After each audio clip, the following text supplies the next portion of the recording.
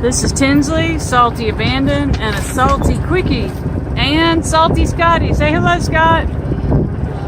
He's flying the drone, trying to get some footage of all these people having a good time down here at the islands in Orange Beach. Same place I was yesterday, going out to the Gulf. But today you see all the boats. This happens every weekend. Happens all summer, but especially on the weekend. Some of these people are visitors, some of these people are locals. It's a tradition. So it goes all the way around. So there's people on the other side. It's pretty shallow, so there's a limited spot for a sailboat. Most of these boats are not sailboats, but occasionally you'll see a boat out here. So we're right here by Caribe Resort, Burrito Pass Bridge.